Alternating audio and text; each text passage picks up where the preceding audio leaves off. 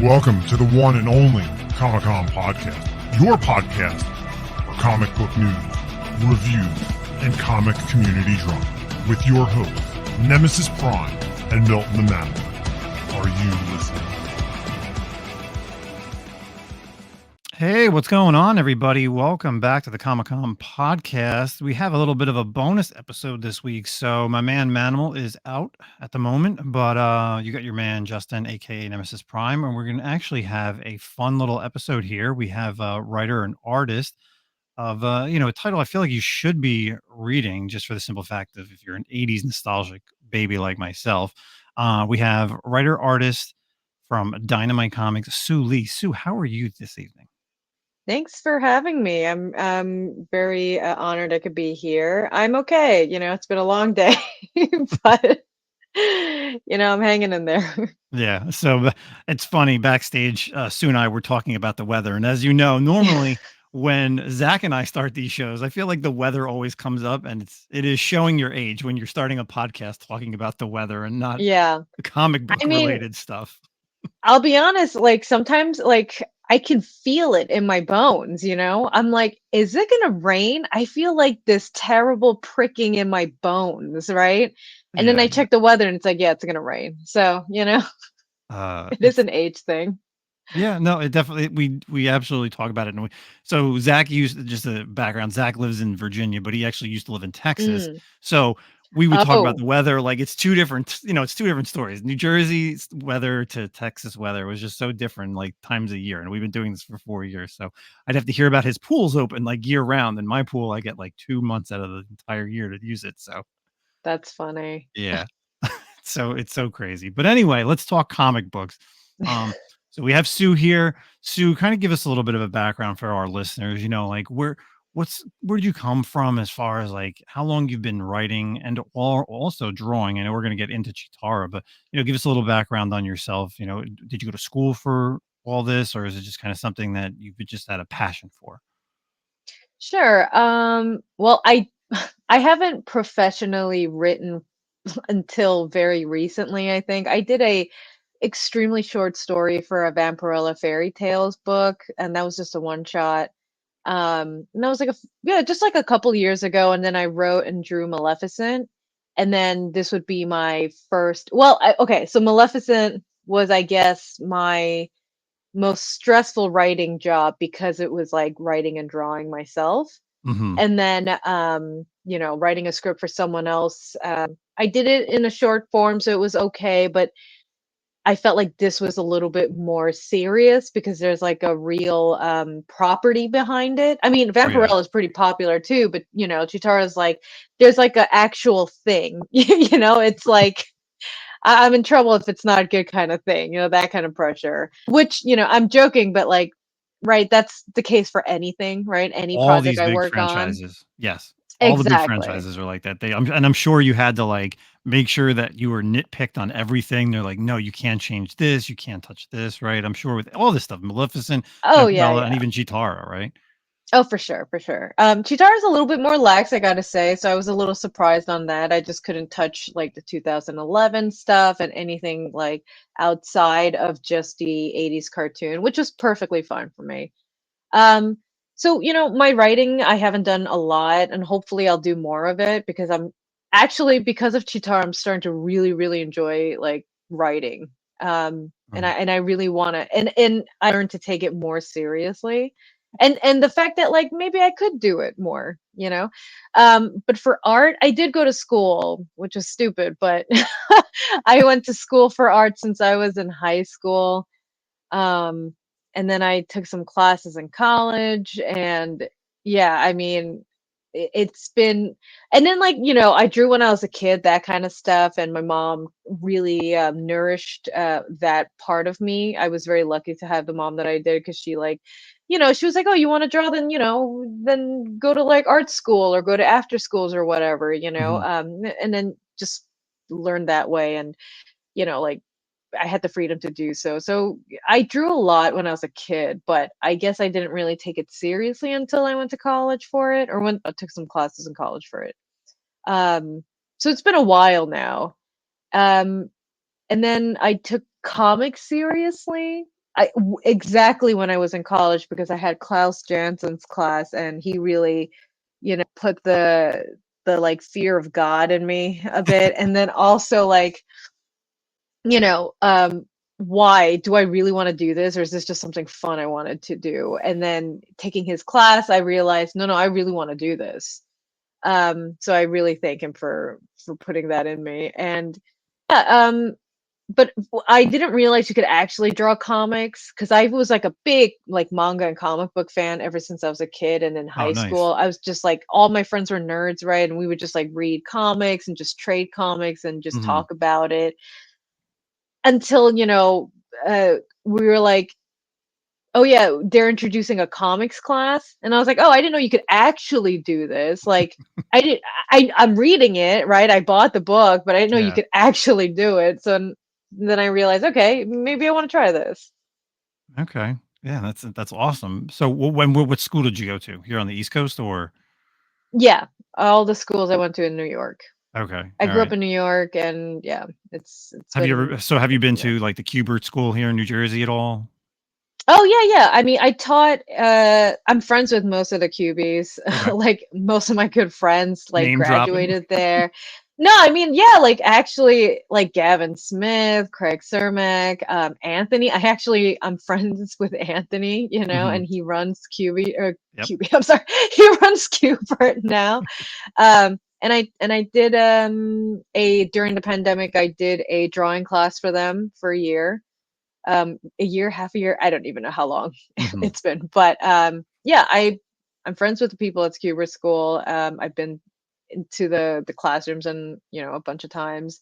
I love the I love the place. I love the people who run it. Um, yeah, everything was all in the East Coast. Nice, nice.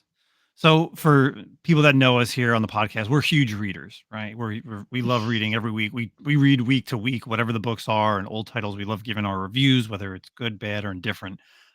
For yourself, as being both a writer and also an artist, like what's a title maybe that you've read in the past or even currently that maybe hasn't hit really big that you feel like people should be reading, or something that's kind of inspired you to be where you are now?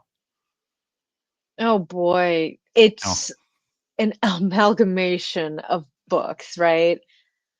Oh God, like um I actually talked about this in another podcast. So the one that comes up to my mind is Batman Year One. Like, Mm, that's of kind of course. like my Bible of like mainstream comics. I think it's almost perfect. And I think it's just like such a great introduction to Batman, and just Mhm. like storytelling wise, I think it's, just fantastic. It's also really beautiful to look at, Oh, yeah. if you've never read it. And then like I've read a lot of Frank Quitely books, which really got me serious into like mainstream comics. Mhm. Also a big fan of Mazzucchelli. So when Asterios Polyps dropped, I was like, I didn't know people can draw like this. As in, I didn't know you can draw whatever the hell you wanted to, right? And that really inspired me, because I thought, like, if you're gonna draw Batman, you have to draw like Batman for the rest of your life. Mhm. And then it was, oh no, I can experiment anytime. And he did. And it was just like, I think I ran with that too. If you haven't read that book, it's really great. It's giant, but it's really good. So it's like, from Batman to indie is incredible to me. Um, and then, like, I mean, so much. What like, you gotta pick a genre for me, Yeah, I yeah. guess. Well, we're most people usually stick to like the big three, right? Like Image, DC Comics, and Marvel. But Hmm. something outside of that, have like whether it's like from Scout or obviously Dynamite or Vault Comics or Aftershock Studio.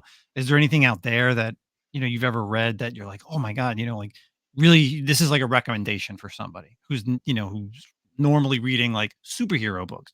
What's a non superhero title that you've enjoyed? Oh my gosh. See, I should have like a list ready at all times anytime someone asks me this, because my bookshelves are like full of the most random comics. Yeah. And I actually do love indie books a lot more than mainstream, because I feel like it's an interesting insight into what people are like.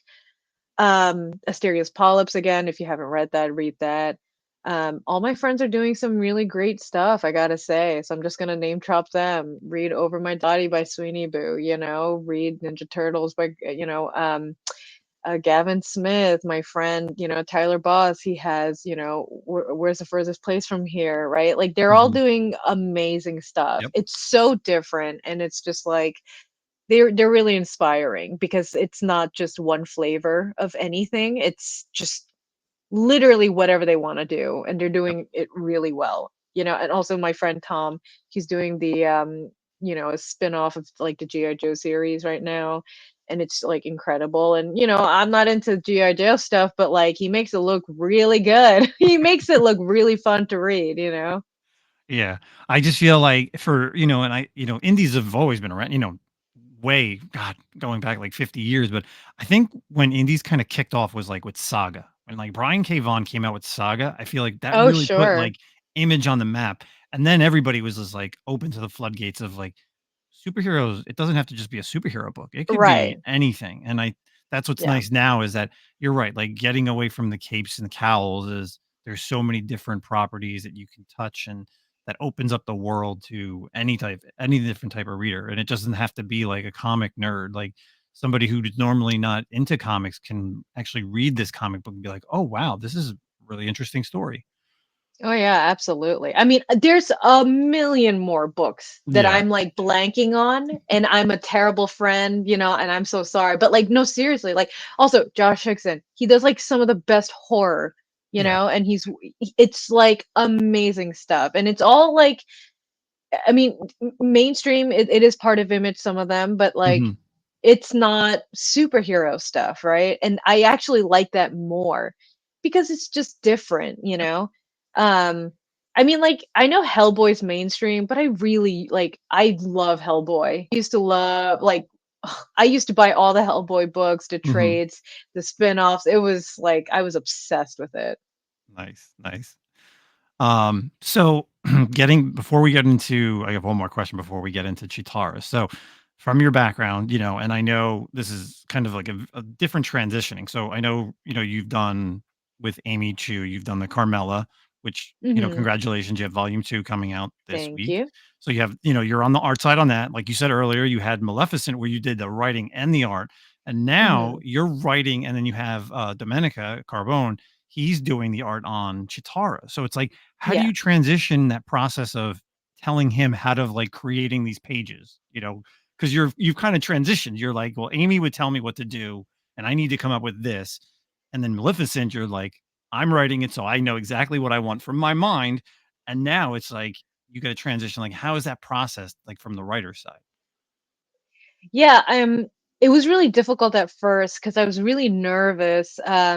When I did Maleficent, it was just bare bones. I was just Mhm. like writing one or two sentences just so I knew what was happening. Like I knew what was happening. I could see it in my mind. So I could just say, she's smiling. And then I'll know what to draw because it's just, all vibes based, right? Mhm. For someone else, I had to actually describe something whereas then it makes sense and they're not lost. Like what am I writing, right? Um, so it was difficult because I was like, oh gosh, I don't want to write something that is too wordy because, no offense to writers who are wordy, love them, but it's like sometimes we're not really reading the Yeah. script. You know what I mean? Like we're reading to deconstruct, we're not reading to read the story. Mhm. It's a little secret, right? I feel like that's a known secret. It's like doing math, right? We're just like doing the stuff behind it and then like figuring it out. But I don't really know what the story is about sometimes because you're not actually reading it like a novel, right? Yeah. So Jonathan Hickman comes to mind. Like his entire comic book, like you pay whatever, $5, $6 for a Jonathan Hickman comic, and it is well worth $6, but it could be half that. Like he just puts yeah. so much into it and it throws you out of the story. Yeah, yeah, no, and it was like, but I love it. I love when the writer immerses the artist because like, they're putting effort into saying, hey, you're part of the story, so I want you to know what's happening. And I do love that. Mhm. So how do I simplify? What would I like, right? So I figured okay, a few sentences to describe what's happening in the scene, and then I write like I don't dictate what the panel is going to look like.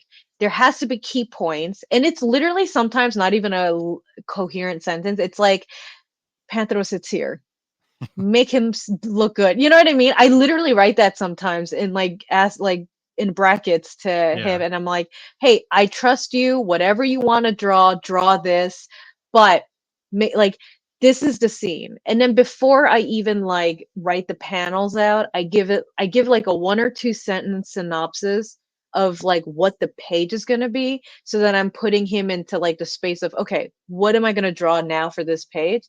And he's been saying that it helps, so I'm maybe he's just being nice, but Hmm. I'm glad that it works, because I make sure he's like understanding what he's drawing first before he has to break down the math of the page, right? Mm. um so basically it's just like a few sentences. Sometimes I'll just literally, if it's like a dialogue, sequence, I'll just be like, Chitara, this person, Chitara, that person. Literally, I'll just be like that, or continue. I'll just write Mhm. continue on. And then like it's up to him to decide what it Yeah. looks like, because I have a vision for what the page should be about, but he has the vision to make sure what it looks like. Like Mhm. I'm going to give him the trust because he's the artist, right? I'm going to give him the, the integrity and the license to like do whatever he wants. That's what's the point of being an artist then, right? Yeah. Because like, writers do that for me, I'm going to do that for my, artist. Um and then again, simplifying it as much as I can without like any of the fluff, but giving as much detail so he can follow along with the story and he understands like what it is about. So I'll be like, remember, so I'll start off with page 5 or something, action page. Then I'll do romance page. Then I'll do these people are talking. So he'll know who to draw first, right? Mhm. So stuff like that, that's really simple. And it was like a learning process, but as I got into it, I'm like, okay, no, this now I'm understanding a little bit more on how to, write a script, or, it's not perfect script, but it's like it works for us, right? Mhm. Maybe the next artist I work with, if I do work with the next artist, like maybe it'll change, right? Maybe they'll need something else from me. But he's been a smooth, he's been a cool writer. So Nice. yeah, everything's great. Well, that's good. That's it's good to hear. And your processes has been changing. So interesting. So Hmm. again, we're gonna get into Chitara. So this is really something that's awesome. I love the idea that again, this is the first spinoff of a Thundercats comic ever. Zach and I love, and people just in general, they love this nostalgic 80s stuff that's coming back, especially with the Energon universe. You have all the Transformer stuff, Yes. you have all the Yes. GI Joe stuff.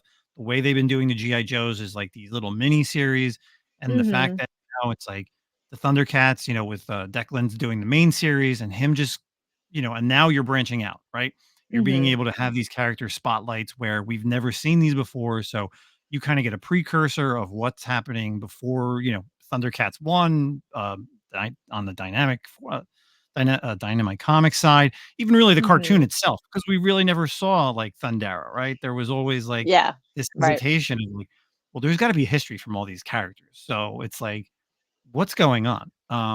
So you're obviously you're writing it. Are you doing any art? I know that he's doing the interiors. Are you doing any covers? I am. Yes. Okay. So, and the fact that now, we said this earlier is like the first issue dropped last week. So we can kind of I could kind of touch on Yes. some interesting questions. So, I'm a fan of the original You're the cartoon. first person, by the way, to interview with the reading the first issue. So Awesome. Awesome. So, I'm an OG Thundercats fan, OG like He-Man, Transformers, GI Joe, all that stuff from the mm, 80s. And I know you briefly touched on it, but like I love the 2000, I guess it was like a 2010, like the reboot, like the Cartoon Network hmm. stuff. It like really changed up some of the characters, like just the I way never they watched it. were. Okay. So, well, then that's Yeah. good because then some of these questions could, hopefully it doesn't affect you. But, Yeah. was there anything as far as reading, I guess, like the OG cartoon and the Marvel Comics Thundercats, was there any lore? Like, how much lore or how much like retcon lore were you able to establish with this comic? Yeah. Again, 2011, I didn't even bother looking it up because it was like that was I could not watch that. I couldn't watch the other ones. I didn't even read any of the other comics from like Hmm. Image or whatever from back in the day, or was it Marvel from back in the day? I All couldn't read those, that. yeah, Wildstorm had it for a while. There was a few Yes, that's right. crossovers. It's like, Yeah, no, I that was like dead to me because I was not allowed to touch it, and so it was I only had the 80s cartoon to go by. So, I rewatched some of the episodes. Like I watched most of like all of season 1 and then I would like literally Google things and look up like it was like a red string of like, okay, so if it was this, then I have to go back to that episode to see this part and then try to get bits and pieces of like the characters and the story. So it was a lot of like referencing and re-referencing and going back to the references that this reference made. It was like a lot of that. mhm. Hmm. So the way you even like Chitara is, and I liked reading it the first issue, kind of a almost like a mother type of character, Mhm. for Chitara herself, and this maybe is like a even just her character in general. I know, when you think of Chitara, she's very noble, she's very proper, and kind of Mhm. coming off of Maleficent, like the type of character that Maleficent is. Was that like a change, like for you, as far as like coming into writing Chitara? Yeah, absolutely. They're two different people with like extremely different like, power sets or abilities and stuff. Chitara's a really good person and Maleficent is not, right? They're like the Yeah. complete opposites. So it's like, Chitara is the burden of doing the ultimate good kind of thing, right? It's like what is she doing for other people? What is she doing for us with like this like responsibility that she has is like a Thundercat and also with Lion-O, right? I mean, I say this a lot in a lot of the interviews, but episode 1 tells us a lot about I feel like the dynamic of the character cuz like it starts off with like boom, we're like on a ship, escaping and the first person Lionel like interacts with pretty much is Chitara. Why is it her? And then like the easy answer could have been, oh, because she's a woman. Sure, it's the 80s, right? Mhm. That would be the Occam's razor's answer, right? She's a woman, so obviously she's taking care of the young boy, right? Yeah. Like the child figure. But then I was like, okay, obviously that's the answer. But if I'm gonna write it, what is the real answer, right? Or like, what is the answer that I want to hear? So it's like, okay, sure, the mother trope is played out, but I think it's a but what's wrong with mothers? As I've gotten older, I've like thought like this more, and then I've thought, you know, right, like if you've read issue 1, you'll know what I mean. But it's like, Mhm. you know, um, it's because there's something else between like what her job is, Yeah. other than I feel just like being a you could mom, spoil it now. It's like it's out. It's been out. We could Sure, definitely okay, spoil a little bit about it. And yeah, it's very much, she's also the warrior, so she's his protector. yeah, She's also, yeah, the trainer, and even the way, yeah. when you meet like Panthro in this and Tigra, everybody But acts a she little has an different. intuition. Yeah. Yeah, and she has an intuition about like, there's something more to Lion-O than just Lion-O, right? So she's like, if she's the one with the burden of knowing something's up, then she feels like she has to like, grow that, right? Like, and create something more to that. I feel like that's the burden, right? Of like having that power and Mhm. also being like, there's some kind of connection. What is it?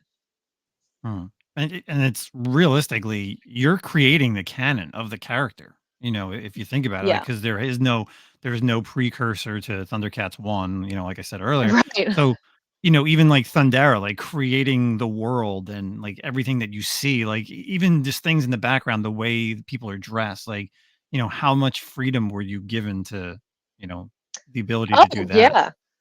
Oh, all the freedom. Hmm. I'm literally copying some of the cartoon, like it's very like Roman Greco-ish, like style. I saw a lot Hmm. of like what they're dressed like some of the in the past when there's an episode where he goes back in time to like Thundera. And it's a very short episode and it's like we don't really see much more of this one thing, but some of the people are dressed in like Roman, like, gladiator style, like outfits and stuff. And I was like, all right, well, then they're gonna be like Roman style, like, stuff, like Yeah. pillars, and why not? Because I feel like, also the trope of like the Roman like empire being like the pinnacle of civilization. It's Hmm. like, yeah, whatever, let's go with that.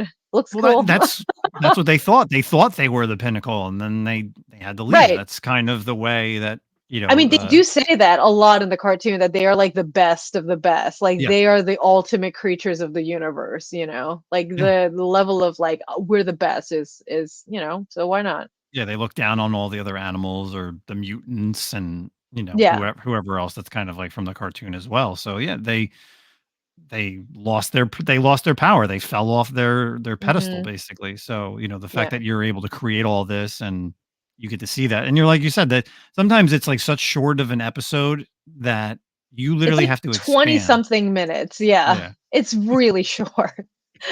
And And there's then not like much. that's why, right. There's not much, honestly. It's just like action scene and then we're done with the episode. Yeah. Like I was actually like, this is gonna be harder than I thought. Because I'm like, I'm not sure what I'm supposed to create when there's not a lot to go by. Mhm. And Chitara is interesting because she's like, she doesn't really have a story at all. So Yeah. it's pretty much me being like, all right, well, I'm gonna do whatever I want. Well, like I know you said you didn't watch like the 2010 cartoon, and I liked her in that series because you do get a little bit of a background as far as her with like Hmm. Jaga and kind of her being like not like I guess like a priestess warrior, like cultist warrior, like with Jaga. And that, Actually, go what's ahead. so funny? I read a review. I love reading reviews, by the way. And Okay. someone wrote, "Oh, this is doing the same thing as the cartoons." And I'm like, well, one, I that's really funny because I actually did not. I actually have Yeah. no idea what the 2011 one is about. I just know that it looks cool. Oh, of Um, course. Yeah. Yeah. but I was like, two, that just means someone there also did their research really well, and like this means this is the natural conclusion to come from these characters. Do you know what I mean? Like, I'm not saying I'm the best writer in the world, but I'm like, if they're also working with the same things that I am, then it just means that this probably is the right thing to do. This like Mhm. makes sense that this would that the dynamics between the characters are like this, Mm. especially with Jaga. Oh, yeah, yeah, and you see that dynamic a little bit, and I guess in a little bit of, issue 1, and I'm sure going forward, we'll see a little bit more of them, Hmm. to set things up throughout this little mini series. Um, but, like, as far as, do you is this gonna kinda end with maybe is this going to leave on like a cliffhanger this series, or are we just kind of this is Chitara's story, and then maybe it'll branch off to like Jaga, or it'll branch off to like Tiger's story, and that's how you'll kind of have like a mini series. Is that do we foresee that, or I don't can't really know? say. I Okay, don't have an okay, answer to that, but I do know that it ends off exactly where we know where it goes. yeah, of course. Well, we all know who has to That's live the and who has to yeah, die. that's the Like most vague answer. Because, like, no, no. who knows?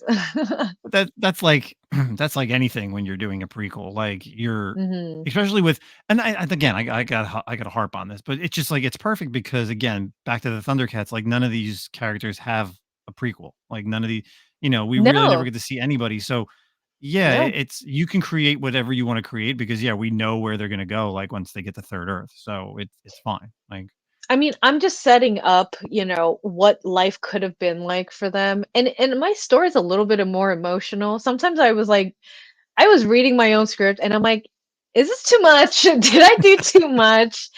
But I feel like, I'm gonna put you in a little bit of a secret of like the next, issues to the ending, because I did write the ending. I felt like, in the series, in the cartoon, we just like their life just explodes literally and they just like move on.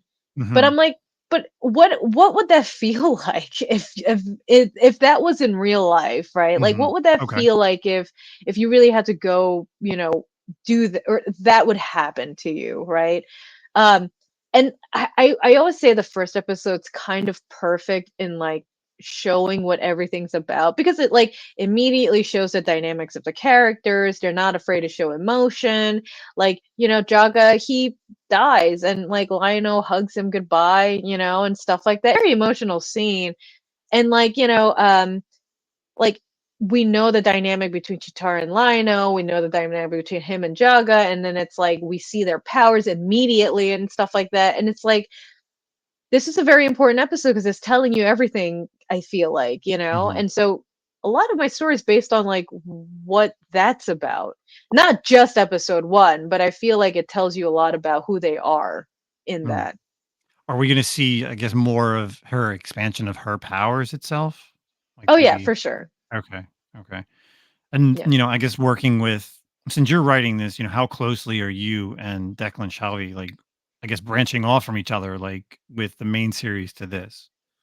Like, how much is Oh, he like is his input, affecting you, or you're like, this is what I want to do, and he's like, go right ahead type of thing? Oh, when I first wrote, or when I was plotting Chitara, we all like Declan, me, and our editor Nate were talking about the story and where it's gonna go, just to be like, hey, I want some consistency. Like, I don't need. First of all, it has nothing to do with Declan's story at all, Yeah. right? So it's like completely removed. It's not even in the same era, literally, like it's a whole different timeline. But I figured like even the way they talk, I want some consistency with the characters.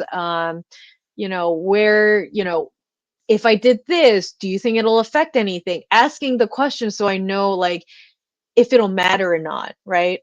Even though it probably won't. We Hmm. did talk about it, and it's good to know like the lore of what he's doing as well. Actually, something did come up recently that we had to talk about and edit via email between the three of us.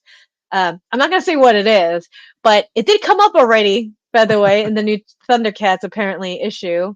Okay. And someone actually asked a question about it, so I'm kind of looking forward to answering that. But um, like certain materials, like there's a different name for it, and it's just like, oh, why did that happen? Well, because we talked about it. So it's like it ended up not like I thought that nothing would have to do with Declan and Drew's story, but then Hmm. it ended up being like, oh, actually, maybe it's a good thing that we talk about it because it ended up changing some things for Declan. So, it was like not expected, but not really a big deal either. That's I'm sure if you don't talk about it, then things are just they're just gonna go off the wall, and then people come back and like, well, the way Sue wrote this is different than the Right. way Declan wrote this, and Yeah, the it people doesn't. pushing their glasses up Yeah, and just like, yeah, grilling us, I'm sure would happen at some point. yeah, yeah. Like, this didn't work the right way if you didn't read this chapter, Exactly. this part. Like, Exactly, exactly. Might as well like, neatly as much as possible yeah, tie it in. of course.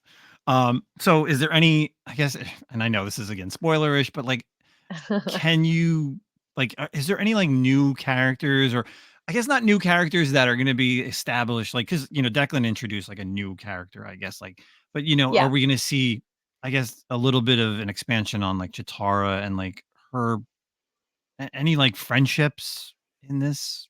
Do we? I had some new I had a new character. It is unfortunately one of those like, fleeting characters to help the story along. Mhm. Um, so nothing permanent, but also I do have some characters. I mean, if you've seen like issue 1, I have like links, right? Because it's just like, oh, well, if you know, I had to do a whole lore deep dive into this, right? Oh, Like I had to sure, go to right. the wiki, and yeah, so it's like, okay, well, how the heck did this person, like figure out how to go here all like if multiple thousand years in the future? And Mhm. it's just like, oh, apparently he escaped. And I was just like, okay, well, we got to put him in somewhere. If he ends up in the cartoons in the future, then I need to put him somewhere, because I feel like it's a character that like does exist and he's maybe not that important, but I feel like it's important because they're a part of the life that they all had before.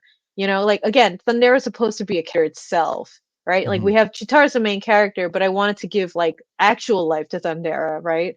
Like what is that life like? What were the people like? And like the destruction costs so much, of these characters in the future to behave the way they do. So I figured, and they all meet each other anyways.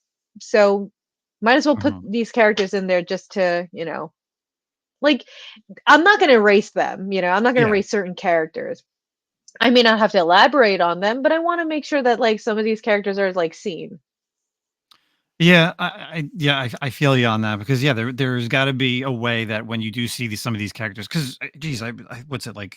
Thundercats, the original cartoon's got to be over at least over 100 episodes, and Oh my god, yeah. they had other Thundercats from and you're like, well, how could they be there, right? And whether it's your series or another spotlight character they could bring on and Mhm. introduce these characters to be like, oh my god, I remember when this person showed up, and look, we're going to see like a younger version of them, or just a different time that this person could be there, or different Thundercat Mhm. at this time. So that's actually an interesting point.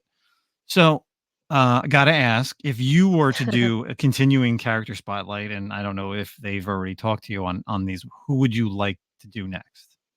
Nobody talked to me about anything, but Okay. I don't know if I could. Hmm, that is interesting. I mean, I really like Chitara. Like I'm starting to really appreciate her as a character, I guess. I mean, that's a really narcissistic thing to say because I'm the one who like kind of gave her like a complete imaginary life anyway. So she's like kind of like my baby. I didn't create her, No, but in that's this world, she is my baby now. So if I could like like I do really like her, so I would polish her character up more and stuff. But I'm really interested in Tigra because he, it's funny because in the story I tease like some romance and stuff like mhm. that. But Yep. if you look into what Tigra is, he's like probably the smartest Thundercats. Apparently, he is like the most smartest. He can make anything. He's Yep. like hyper intelligent, and then it's so funny because there's an episode where they're leaving to create Third Earth, right? Or whatever it's called, right? Uh, I'm like blanking on names, but you know, Lino goes, Panthro goes, Chitara goes and stuff like that. And then they're like, Tiger, stay here. And he's like, okay. And they just leave him so he can keep working. And I'm like, what an interesting dynamic. Cause it's like, because Tiger's like a really cool character and he's very strong. But Mhm. it's like he's so focused on this one thing that like his team is just like, okay, we're gonna go to a whole nother world. You stay here and just be alone while you do this. And he's like, no Yeah. problem. I thought that was like the weirdest thing ever. Also really sad why they just like ditched him here.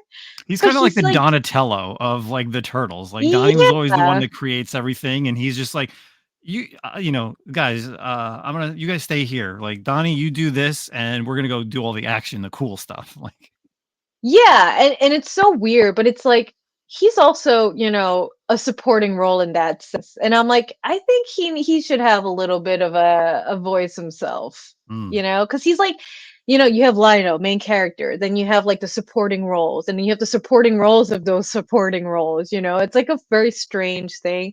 And I guess it's because you only have like 25 minutes for per cartoon, so they couldn't like really go oh, into yeah. it.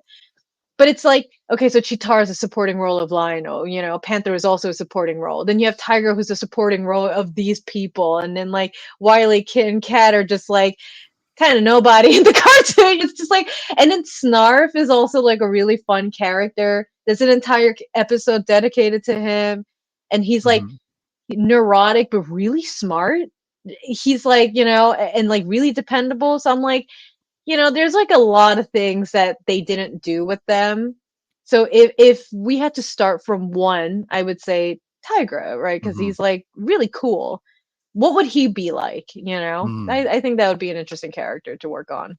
Well, I feel like the way, like I said, all this stuff is nostalgic and having, creating origin stories because again, there's not much as far as Thundercats outside of just, mini series, the main series that Marvel did many, many years ago, all the Wild Storm stuff. So it's like you're being able to create what you want and almost it, like I said, it's making it canon. It's making it available to people that want to see it. And yeah, like Tiger's gonna have a backstory. Panthro, like the kids, like I'm a big fan of Wily Kit and Wily Cat. Um, Yeah. you said Snarf, right? I gotta ask, I gotta ask this question because this is um my one deter of like the current series. How do you feel of like the way Snarf is in this series compared to like the cartoon and like even the older stuff, like how he's more of like a telepath with Lion-O, not like the snarf that were new like from the old days. Like, do you like that? Um, Like, did like the way Declan kind of created this? I'll be honest, I really haven't checked in a lot on the newer series. It's only Hmm. because like I have to be so removed from that. I don't want like Yeah. tainting anything, if that makes sense. I know I'm like a terrible friend. I love Declan, but like, I'm sure he would understand. So I kind of couldn't like read it. Hmm. But that is very interesting. And I trust him in what he's like, what his vision is. But so without knowing anything, I would say that kind of makes sense because Snarf is kind of like the most loyal, like, character of all characters in Thundercats. Like, Hmm. and if anybody knows anything about Lionel, it is Snarf. Because he's like, Yeah. that's the reason why I made Snarf like the main like watch the gargoyle of Lionel's life because like he's like, he's his caretaker. And in the first episode, he's like, I know best. Like, he can't do this. He needs to do that. Or like, no, he needs, like, there's a whole thing where he's like, oh, he should be sleeping and stuff like that. Because it's like, there's a role that Snarf plays with Lionel's life. But it's like, I can understand that, like, he's very cartoonish and like extremely silly. But if we think about it in this like future sense, and his story is more serious, so I feel like maybe he's giving Snarf like a little bit more of a mature role where like, okay, now we're like more future of the cartoon, right? So then I feel like Snarf would play out of that like neurotic, like cartoonish role and be Hmm. more in tune with like I'm sure Lionel's becoming an adult mentally, right? Because he's like Yeah. still a child Oh technically, yeah. but like if that's the case, then wouldn't Snarf also be in tune with that? Like Ah, with that okay. growing up, you know what I mean? Yeah, yeah, I yeah. mean, 100%. Yeah. like, does that make sense? Like, am I Yeah, doing no, too I didn't much? think about But it that way. Yeah, because yeah, the way we see him is still a kid, and he's got to mature. So yeah, yeah. as the I mean, animal Snarf in matures, mine is super like, like yeah, animated, and he's like he vibes with Lionel in the way that he is a kid. Like in my series, Snarf is like he him like a mom too, right? But because Lionel's kind of like crazy because he's a kid. So maybe like their dynamic is changing. So it makes sense for Declan to write him to match him. okay. Wow, Also, that he's a really friend, so I'm gonna defend. no, listen, that you completely turned me on the character. Maybe that is the route that they're going, that he's going, and I actually like that. That's a Okay, make very sure good. Declan listens to this episode, and then like so if they ask about Chitara, he'll defend mine. Oh my god, that's too good. Um, so I really, so I that was this is an absolutely great episode. Sue, thank you so much for coming on here. It's been a lot of fun just kind of talking about Chitara Absolutely. and just everything, just and your past as well. So I really don't have any other questions. Like I said, for the people that are listening, please go out, check out the Dynamite Comics spinoff, Thundercats Cheetara. Also, let's just really briefly. So Carmilla, the last first vampire, right? That's what it's called. Oh, the Last Vampire Hunter, Last Vampire, yeah. So number volume 2. 2 comes out this week from Dark Horse Comics, and Mhm. I know Carmella from like the Castlevania and Vampire Oh Hunter yeah. D stuff. Like I Carmella is such a cool character from. So that comes out this week as well. So if you just briefly kind of touch on that, just so if people want to change, something that they don't know, like what's that series about? The two trade paperbacks that's coming out. Oh yeah, it's a queer well, the original novel is also very queer as well. Yes. But it's a retelling, a complete retelling, you know. We're using the property but with like a different spice to it, you know. It's based in the 90s. It's like the Asian American life with Asian American characters. It's very personal for a lot of like a lot of what Amy writes, and as for myself what I drew as well. And it's like culturally what just we're used to that not a lot of people know about, right? With like Asian monsters and mythology. And I thought that was really cool to incorporate into a very Western, like, you know, monster that we know, which is Hmm. like, you know, the vampire, right? Of course. But Asians also have vampires, right? But they're Yep. just in a different way. So like it's cool to introduce that kind of lore and mythology. And you know, we're just putting like a really cool spin on it, I think. And I try to make it as like vibrant and like cool as possible with like how graphic the inks are. So it's something that we really love, and we're really passionate about the book. You know, the first volume won the Bram Stoker Award, so we're very, you know, honored and very proud of it. You know, the team's been wonderful. Mhm. And the volume 1 came out last year, correct? If I'm not mis Yes. Okay, yeah, and then, like I said, everybody, for the volume 2 comes out this week, which is perfect, so, go out and, pick up the first one if you like it, or just go ahead and read the second one, and, yeah, I definitely wanna check it out 'cause, just doing a little research, like I said, yeah, the vampire stuff, especially like Carmilla, and if you're doing, like, a complete retelling, a lot of times that's what's interesting about making it almost like a Hmm. modernized stuff, so, Yes, um absolutely. other than that, I will say friend of the show, you did a cover for him, our friend V. Ken Marion. I know V very Oh well. yeah. Oh, He's I love actually him. doing he's so great. Ken actually did a cover for us. He did the Teenage Mutant Ninja Turtles #1, which we are Oh, dropping at Terrificon, next month at Mohegan oh, Sun. awesome. Um, Yes. so yeah, Ken and I speak quite often, and I told him that you'd be coming on the show, that we had you lined up, and Oh, he's like, he's a "Oh," sweetheart. he's like, "She did the cover," and I was like, "Oh, that's right," because I did order all 8 of the covers for Battle Well, thank you Chronicles for Soul Strikers. supporting So him. yeah, he's Yeah. such a great guy. I've known him for many many years. So He's so um, lovely. I love him. He's like yeah. one of the nicest people ever. For yourself, do you have any upcoming cons that you're going to that people can meet you at? Oh yeah, I'm going to San Diego. I am going to WickedCon in Boston. I'm going to the Boise, Idaho Arts Festival, Comics Arts Festival. It's in a library and it's in a small town.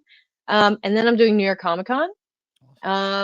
Yeah, those are the biggest ones that I remember so far. But San Diego's coming up. I'll be promoting Perfect. Chitara as well and Carmilla. Awesome. Well, hopefully, I go to New York every year, so I will definitely have to Well, stop by boom, and there you say go. hi. So, hopefully, Please again, do. everybody, make sure you check out Soo Lee on all her stuff that she's been writing with Chitara and anything as far as the artist, and go back and pick up some of that Maleficent stuff too, as well. People, it was a good read, and you get both her on the art and writing. So, thanks everybody. We'll catch you all for our normal episode later in the week. Thank you so much.